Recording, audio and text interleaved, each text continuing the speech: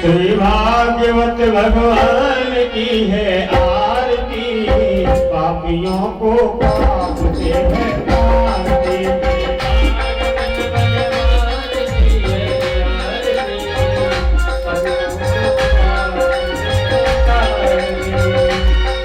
ये अमर ग्रंथ मुक्ति ग्रंथ पंचम वेद निराला, नौ ज्योति जगाने वाला।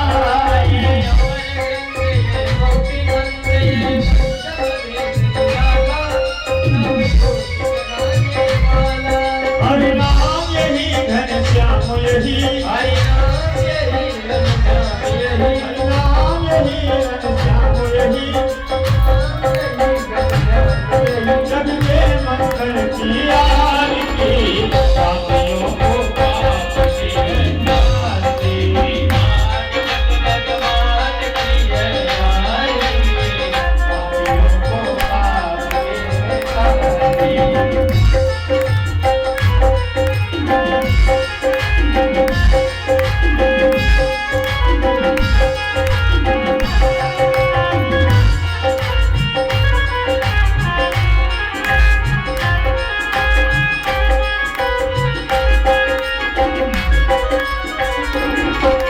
शांति गीत पावन पुनीत, पापों को मिटाने वाला, हरि दर्द कराने वाला। शांति गीत पावन पुनीत, पापों को मिटाने वाला, हरि दर्द कराने वाला। ये है सुख करनी, ये दुख हरनी, ये सुख करनी, ये दुख हरनी।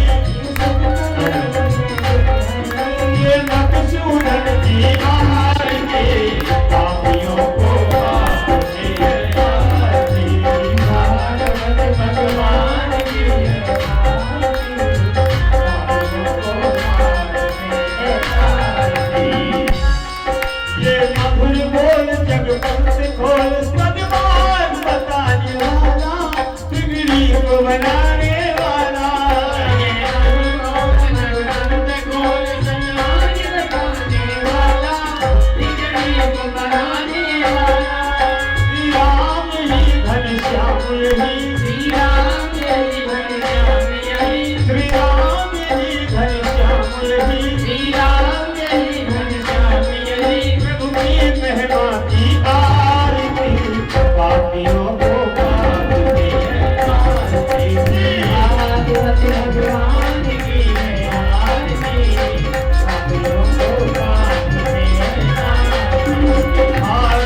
भगवान की ये आरती, पापियों को पाप से आरती, पापियों को पाप से आरती, पापियों को पाप से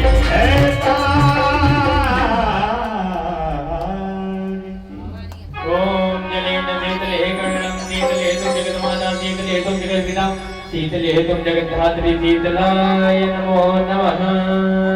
यजमान हाथ में फूल ले लेंगे। ओम जगन्नाथ जगमय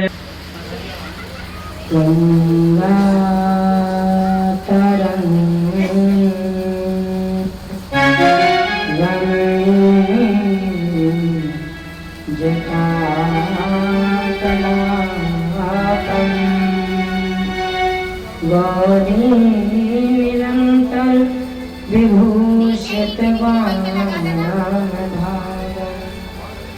नारायण प्रिय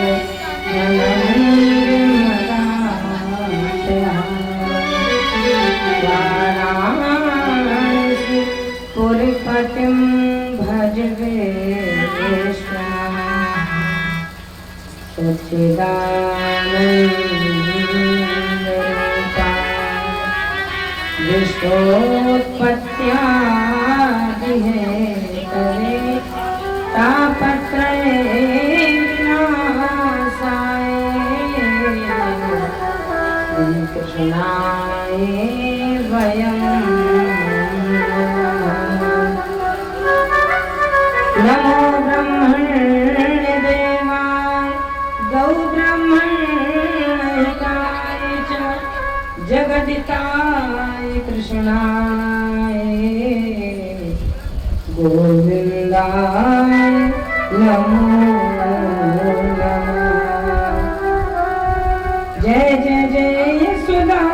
सुहान जय जय नंद किशोर जय गोपी चित चोर प्रभु जय जय माखन चोर हे हनुमान विराजी कथा होत तुम सुच सेवक श्री राम के मैं चरणों की दास मैं चरणों की दास। प्रेम से बोलिए वृंदावन बिहारी लाल की जय हो। बोलिए श्रीमद् भागवत महापुराण की जय हो। बोलिए चित्रकूट धाम की जय हो। बोलिए गंगा मैया की जय हो। बोलिए बोलिए शंकर भगवान की जय हो। श्री हनुमान जी महाराज की जय हो।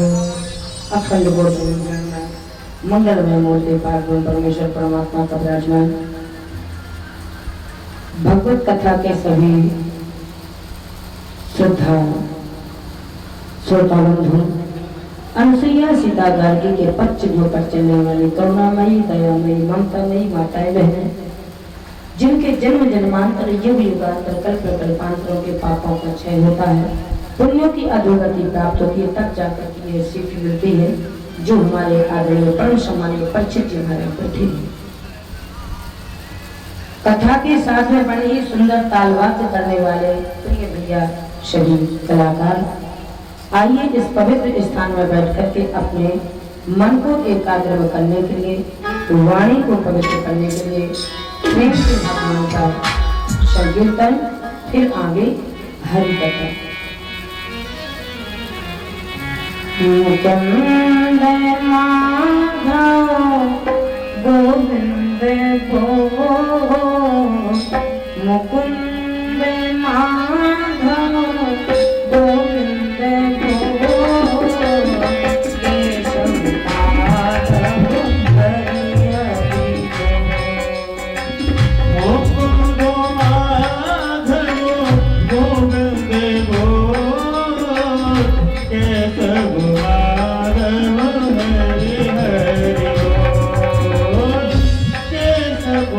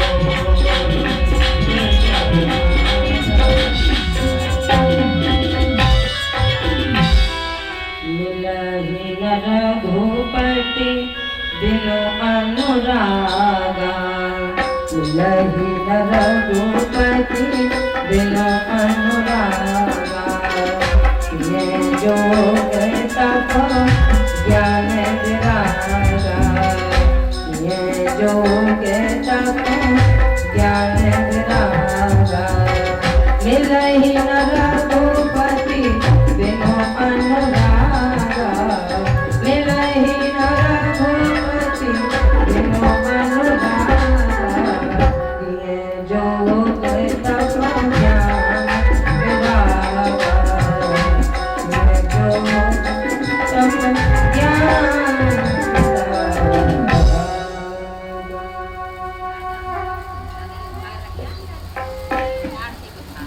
कल की कथा में परीक्षित जी महाराज का जन्म हुआ, विवाह हुआ, और शास्त्र कहता है जब नाती के बेटा हो जाए तो फिर घर को छोड़ करके चले जाना चाहिए, और यदि ऐसा नहीं करते हैं तो फिर निकाले जाते हैं। बोलिए वृंदावन में हरि लाल की जय।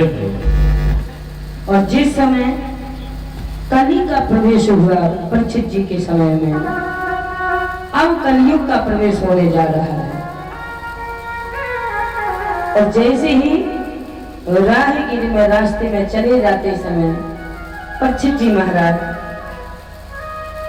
वन की ओर जा रहे थे, शिकार के लिए चलते हैं, और जैसे ही कलयुग मिला तो कलयुग ने सीधे कहा, परीक्षित जी ने पूछ दिया तुम कौन हो, कहां से आए हो, जो इतना आग्रह करके दंडवत हो रहे हो।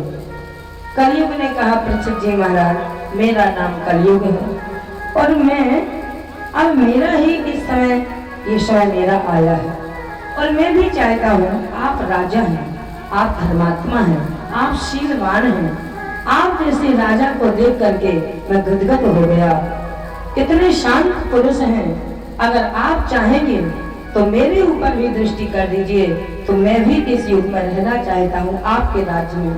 परीक्षित जी महाराज ने कहा क्या बात करते हो, जब तक मैं रहूंगा तब तक यहाँ कली का कोई प्रवेश होने असंभव।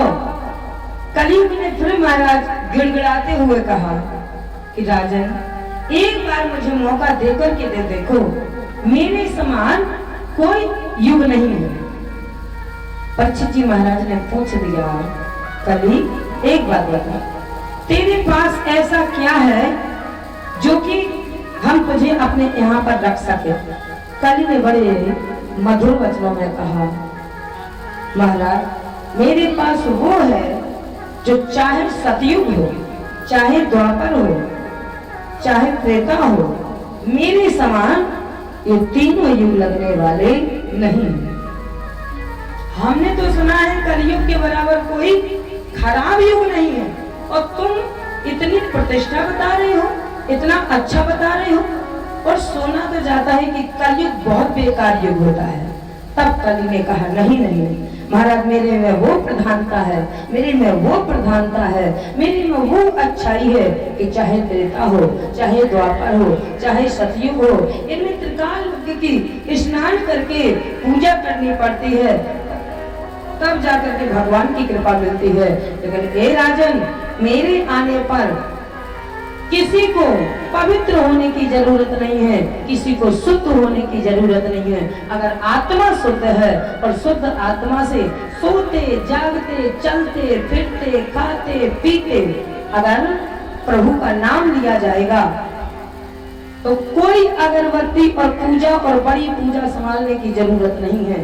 और जो का हमारे बाबा अड़धानी दे रहे हैं कलयुग केवल में आधारा, कलयुग केवल में आधारा, सुमेरे सुमेरे नर उठे रही तारा, कलयुग केवल में आधारा, सुमेरे सुमेरे नर उठे रही तारा। यानी इस कलयुग में हमें तो लगता है पूज्यपाद गोस्वामी महाराज बहुत बड़े विद्वान थे। उन्होंने सोचा कि एक समय ऐसा आएगा कि एक दिन आधार कार्ड के बिना कोई कहीं जा नहीं सकता है। पूज्यपाद गोस्वामी महाराज कह रहे हैं कि शायद ऐसा समय आगे आएगा कि आधार कार्ड के बिना कोई कहीं नहीं जा सकता है। सफर में दिक्कत, ट्रेन में दिक्कत, यात्रा में दिक्कत, राशन में दिक्कत, अस्पताल में दिक्कत। हाँ, हम बैठे भी सरकार के अस्पताल, बहुत बदलाव हो गया अस्पताल में, सरकारी में। आधार कार्ड आपका सर्च किया जाएगा तब आपको पर्चा मिलेगा वहां पे अस्पताल में, जिला अस्पताल में। तब मुझे लगा कि बाबा गोस्वामी महाराज भी बहुत बड़े मूर्धन्य विद्वान थे, जानते थे कि आगे का समय ऐसा आएगा कि जिसमें आधार कार्ड की जरूरत होगी, और जब तक आधार कार्ड नहीं होगा तो सरकार तुम्हें स्वीकार करने वाली नहीं। और यदि ये आधार कार्ड ना हुआ तो हमें फिर ये सरकार स्वीकार करने वाली नहीं। जिस सरकार पर इन सरकार की कृपा है, अगर उस सरकार को हमारे आधार कार्ड के बिना हमें स्वीकार नहीं करेगी तो राम नाम रूपी आधार कार्ड के बिना हमें ये सरकार स्वीकार करने वाली नहीं। इसलिए हमें अपने आधार कार्ड बना के चलना चाहिए, और जिसने अपना धरती पर रहकर के आधार कार्ड बना लिया तो हमें ये सरकार स्वीकार करेगी। वहां फिर लाइन में नहीं लगना पड़ेगा, और भगवान जैसे ही देखेंगे कि ओहो इसके पास तो मेरा आधार कार्ड, चलो तुम इस रास्ते से आओ, आधार कार्ड वाले इस रास्ते से आओ। क्यों? क्योंकि इस रास्ते में एसी लगा हुआ है, और जिसके पास मेरे नाम का आधार कार्ड नहीं है तो इस लाइन से जाओ जहाँ लू लपट चल रही है। महाराज वहाँ पर यमराज के दूत बैठे हुए हैं, और जिसके पास आधार कार्ड है वहाँ दूत नहीं, वहाँ हमारा बैकुंठ सागर के क्षीर सागर के द्वारकाधीश पधारे हुए हैं। इसलिए तुम एसी वाली लाइन में आओ। जिसने भी अपना आधार कार्ड, तब कलयुग कह रहा है कि मेरे में वो प्रधानता है कि ना नहाना है, ना धोना है, ना मन की अंतर्गति से पवित्रता का भाव लाना है। केवल भगवान कहते हैं जिसने मेरा नाम लिया तो वही पवित्र हुआ। तब तो भगवान कहते हैं यह है तो राम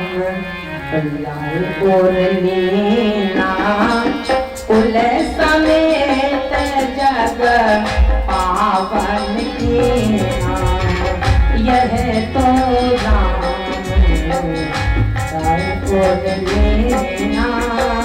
कुल समेत जग पावन कली की बात को सुन करके महाराज राजा परीक्षित जी गदगद हो गए। ओहो, तेरे में इतनी अच्छी विशेषता है, केवल भगवान का नाम लेना है और कहीं कोई बड़ी भारी पूजा नहीं। हाँ, सोते जाते चलते फिरते खाते पीते जिसने मेरा नाम ले लिया बस समझ लीजिए महाराज उसकी वही पूजा है।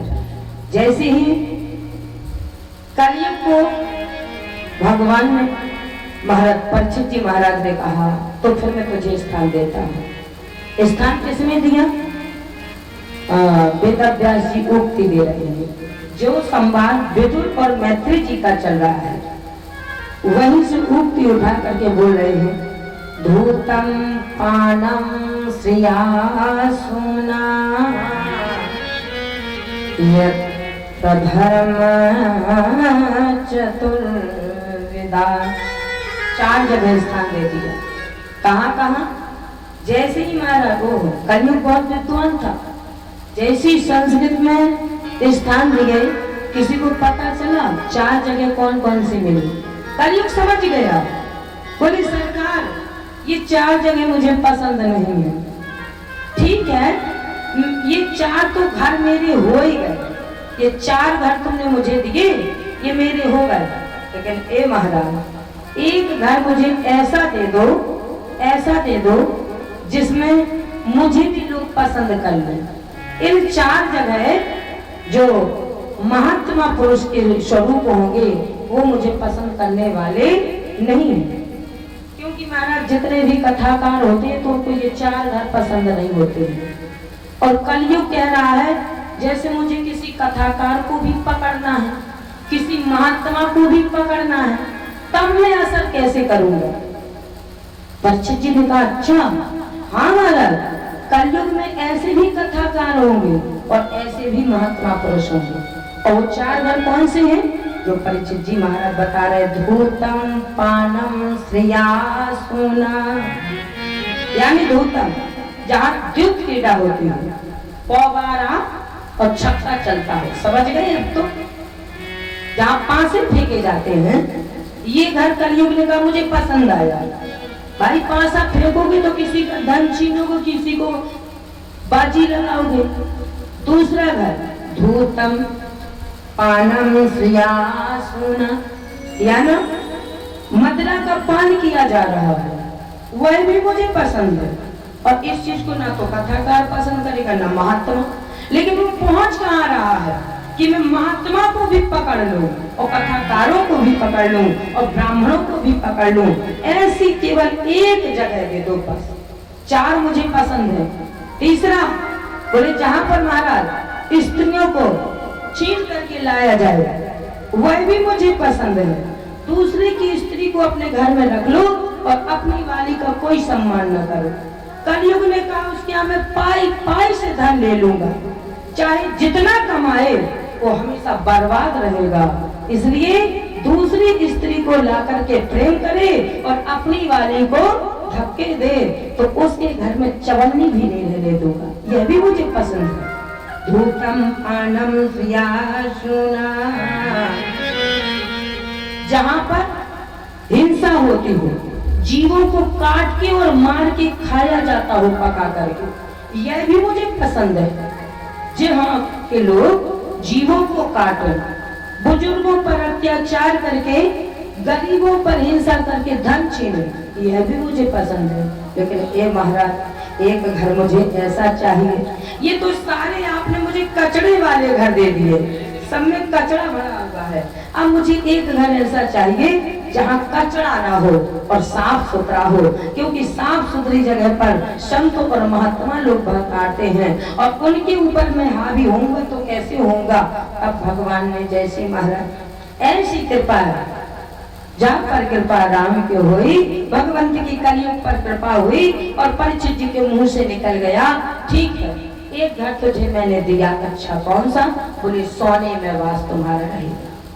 कलयुग से कहा एक कलयुग तू सोने पर भी अपना हक जमा सकता है, लेकिन किंतु परंतु पहले सुन ले। पहले तो खिलखिला के कलयुग हंसा कि ये बहुत बड़ी हद चीज थी, यानी मुझे सोना मिल गया, मानो सब मिल गया। कौन धरती पर ऐसा होगा जो सोना नहीं पहनेगा? कथाकार भी पहनेगी, महात्मा भी पहनेगी। क्या महात्मा को सोना प्रिय नहीं होगा? अरे महाराज देखो जरा, जितना सा छोटा कथाकार नहीं चाहेगा संपत्ति को पकड़ना, जितना महात्मा चाहेगा संपत्ति को पकड़ना। तो बोले अब मुझे अच्छी जगह मिली है ताकि मैं उसमें भी अपना रौब जमाऊंगा। सो महाराज जैसे ही परीक्षित जी ने कहा लेकिन किंतु परंतु ये ध्यान रखना किस सोने में वास करना है, और अगर तूने उस सोने में न वास किया जो मैं कहूंगा, और अगर तूने अपने मन की मनमानी की तो तेरा सिर उसी दिन काट करके धड़ से अलग कर दूंगा। कभी गिड़गिड़ाते हुए चरणों पर गिर गया। महाराज जो आप मुझे देंगे मैं उसी को अपना अहंकार स्वीकार करूंगा। उसी समय महाराज कलयुग को जैसे परीक्षित जी ने कहा तुम्हें उस सोने में वास करना है, किसमें? जो छीन करके सोना घर में लाया जाए, किसी को गोली मार करके सोना घर में लाया जाए, किसी को नंबर 2 की कमाई का कमाया हुआ सोना घर में लाया जाए, उस सोने में वास करना। और अगर किसी की मेहनत का सोना है और अगर उसमें तुमने वास किया, कलयुग गिड़गिड़ाते हुए चरणों पर गिर गया। महाराज जिंदगी में नहीं सुनोगे कि किसी की मेहनत और खून पसीने की कमाई में मैं जिंदगी में नहीं बैठूं। बैठना तो छोड़ो, मैं दृष्टि नहीं डालूंगा।